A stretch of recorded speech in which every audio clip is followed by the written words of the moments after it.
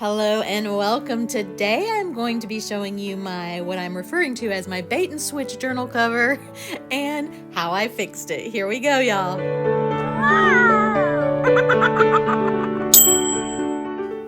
So what do I mean by bait and switch journal cover? This is what I mean. I don't know if y'all have ever bought anything on eBay and the picture looks one way and then you get it. And this is that. It said Christmas record book. And the picture, y'all, I swear, it looked as thick as that hymnal. And I don't know, maybe it was just my eyes, but I thought I was getting a hardcover, thick book. And then when it came, it was a pamphlet, as you can see. So at first I was going to just use something different. And then I decided, no, I really love this as a cover. So I've got this hymnal that's about the same size and some Christmas fabric. And I'm going to turn this hymnal into that record book. So what I'm going to do is first I'm going to take the guts out of this book. And I'm just using an X-Acto blade, or really a Tim Holtz craft knife, and cutting that out, and then you just pull the guts out. And I've got other videos which I will link below that show me doing this in a little more detailed way. And then of course I'm going to save that block of pages because those are great pages for junk journals. And then I'm going to take my pamphlet and I'm using a bone folder to kind of pull apart because I want to use the insides, and I'm going to save those. And then I'm going to I've cut these two pieces apart and I'm going to use these as my cover. And I had found a hymnal that fits it just right. So I'm going to glue these on, and I'm going to use this pretty fabric, which I will link that below too if I can find it. And I'm going to just glue this on to my book. First I'm going to glue my covers on, and then I'm going to glue the fabric on. And I'm using the art glitter glue, which I will link below as well. And I'm just going to push this. I kind of put as much glue as I could right on the edges because I really want the edges to be really well sealed. And I kind of rubbed it in. It dries clear, so I kind of rubbed it in around the edges so that they wouldn't peel up. They might still peel up, but I was willing to risk it because I just love this cover so much.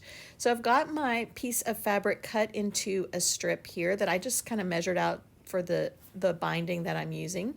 And I'm going to glue that on with art glitter glue. I usually like to use Heat and Bond, but I was in a hurry and I just wanted to get it done. And so I used the art glitter glue. It dries really fast. So I've got it all wrapped around now, and it's glued in the center as well. And I want to put some fabric that's coordinating on the insides. So I've got this coordinating fabric, and I'm going to do the exact same thing. I've cut it to size, and I'm just going to glue it to the panels here. So everything's glued on and dry now, and I managed to save my bait and switch cover and make it into the cover that I wanted. So I'm really happy with how it turned out. I'm going to probably be binding this as a traveler's notebook insert, but I always do that after I'm finished. So I found this book, y'all, at Half Price Books for $1, and it's like a Time Life Christmas book, and it has so many gorgeous pages in it. So I'm just ripping out a bunch of these because I'm going to use these in my journal, but I did want to show you that book and where I got these pages, because you're going to see that in just a minute. So I want to show you, I'm doing two different things, and I'm doing an Advent, and I found a really fun devotional. I don't know if fun is the right word, a really good devotional that I'm really enjoying, and I'm going to do that video next week. As of this video, I haven't actually started it yet in this video, but I'm going to be using my Home for the Holidays Traveler's Notebook insert, and that's this right here. And I'm just flipping through so you can see the pages now. My printer was doing something really weird. I don't know if y'all can see the edges of all the pages have that weird. I was doing borderless printing and it was just being weird. So I'm going to have to put ribbon or something on that. But this is what I'm going to do my Advent devotional in, and that will be next week's video. But this week's video, I want to show you my Christmas junk journal planner. So it's in the beginning stages. I wanted to show it to you before it got too full, just my base pages and my setup, how I have this set up. And I just used labels for the sections. This is kind of the title page, and I used those pages from that book that I showed you. And then all the papers and the ephemera and everything are from my different Christmas kits. So this card was a newsletter gift, and then the paper underneath it is from the kit from last year. And then I'll show you throughout. I'll just put a little picture up in the corner so you can see. This is a picture from Disney World of Christmas trees at Disney World. You can kind of see Magic Kingdom in the background there. And it's just one of my favorite pictures. And so I blew it up really big and printed it on matte photo paper and made that into a page. And I sewed some ledger paper so I could create pockets because this is my planner. I'm going to be putting a lot of lists and coupons and receipts and that kind of thing. That is the new milk cap pockets that my brilliant team member Melissa came up with. She is so clever and I just loved that, and she said I could make a product out of it, so I did. This is going to be like a little hidden list. I haven't decided what side I'm going to put it on, but I have a lot of little hidden lists in here because, you know, you're doing Christmas stuff. You don't want anyone to see. That is some ephemera from the kit this year, the Home for the Holidays kit.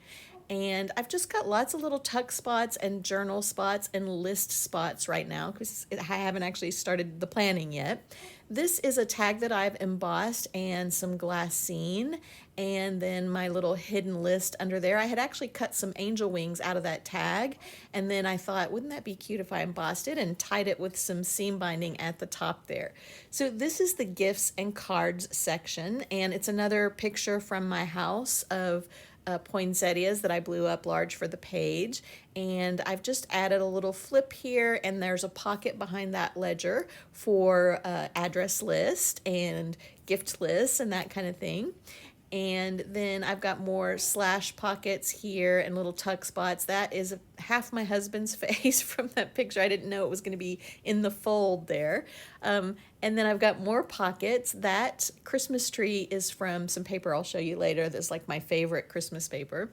There is some more of that pretty book. And this is from my Numberly kit. It's a kit with just all numbers. And so I love using that. I use that a lot in this book, and next week in my Advent video you'll see that a lot too.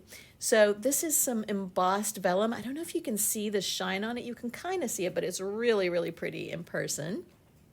And then this is the decor section. So this is going to be all the decorations in the house. I like to take pictures every year, and the wreaths on the front door. And then if we get any new decorations, I'll put pictures of those in here. And this will be about our Christmas tree and decorating the tree together. And then the next section is the food section, and I put that great turkey picture from that book there. And this section is going to have recipes and my shopping lists and menus, what we're going to have for Christmas Eve and Christmas Day. This is the little treat sack pockets. Now, I don't know if y'all like these as much as me, but I'm like so obsessed with these. I think they're so cute, even though I made them, but I still think they're so cute. I love them. So I'm going to put shopping lists in here. I haven't decided which side of this page that I'm going to put it on, probably on that, and then put ledger paper on the other side so that I can make my grocery list there or write out my menu. And then I've got more tuck spots and places for recipes. And then I usually do a gingerbread house with my grandson, and so we'll put that in there. And this is a little piece of felt. I was thinking about embroidering maybe on that if I have time. And this is the event section, and I left it kind of blank on the front because I want to put a photo there. And I usually do pictures of if we do volunteer things, things with church, and then other events like going to Christmas plays or going to Christmas parties, activities, you know, that kind of thing. And I wanted to leave a lot of room for photos and journaling and invitations and that kind of thing there. So this is also a picture from my house. This is a couple years ago, and I just loved this tree. It's a real tree, and I just thought it looked so vintagey, and I loved it. So that is in our sunroom, and it doesn't look as pretty in the winter, but it's still pretty. And so I wanted that to be the center, and then I'll probably put a calendar in the center there too. And then this is the movies and music section. So when we go to see Christmas movies or we have Christmas movie night here, I'll put pictures from that and journaling about that in there. This is a giant journaling tag, I think from last year. I'll put that on the screen for some journaling space there. And the rest of that gingerbread, that little tab is from my giant Christmas tags from the Clip and Collage kit. I love those. I think I'm going to use those as tabs in my planner too. I haven't decided yet.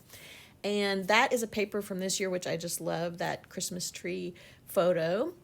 And then just some more little journaling space there and the end of a recipe page there. And then this is the company and travel section. So for when we have people come and stay with us and when we go out of town. We're not doing a lot of travel this year, maybe a couple of short road trips to visit family. And this is from last year. Actually, you might have seen that video. If you didn't, I will link it below on how to make that little tree with the angel on top. And I didn't end up using her in my journal last year, so I wanted to use it this year. And then I've just made a little pocket here for some extra tags and tabs and ephemera and stuff. And what I did was just fold that page over and glue it on the sides to create that pocket. And then I used a journal card and some ephemera there to kind of create a little tab. This is that paper I was telling you, that Christmas tree paper. It's one of my absolute favorites, and I'll put that on the screen there too. And I just love that paper. It comes in 3 different sizes. And I wanted to show you how I made this next page. This paper, I printed the trees from this year's Traveler's Notebook, and I really liked it showing through. I cut this Tim Holtz window, which I'll link that below as well, out of it. But then I was going to put that window in, but then I saw how it looked with the tree. So I thought I would glue the window to the other side so then I could have the window and the open space of the window, if that makes sense. So when you flip it one way, you see the tree, and when you flip it the other way, you see the cathedral window there through the trees. So I really loved how that turned out. So I made a little tuck spot there so I can put in, we usually go look at the light, so I wanted to put some pictures in there, and there's some journaling space and some more pockets. And then there's the other half of that picture where our faces are folded in half. I think that's at Disney World. And then this is the shopping section. There's another one of those milk cap pockets. And I just have some blank space here because I'm going to put some really big envelopes to put my shopping lists and to-do lists and things in that section. And then I've got some more just little tuck spots, and that ledger paper creates a big pocket in the back there. And this is the other half of that photo. That is from our centerpiece from our Christmas table last year. And then another note section. This is a note section, and I kind of scalloped the edges of this ledger paper and just did like a little flip up area for journaling. And I'm probably going to do that on a lot of the other pages too, because it gives you a lot of room to journal, but it also gives you room to decorate if you want to put pretty things. That little piece was an exclusive community gift from the Creative Calling community. And then this is my thank you section. And so I'm just going to keep a list of people that I need to send thank you notes to. And I've got a little pocket here to put thank you cards in. And there's the other half of that Disney Christmas tree, and then some more note pages, and that wraps it up. So I'm so excited that it's so chunky already, and I haven't even started working in it. As I work in it, I will try and at least show you pictures in the community and on Instagram maybe. And hopefully I'll do a flip through for you. I can't promise that because I tend to not do that when I say I will. So hopefully I will.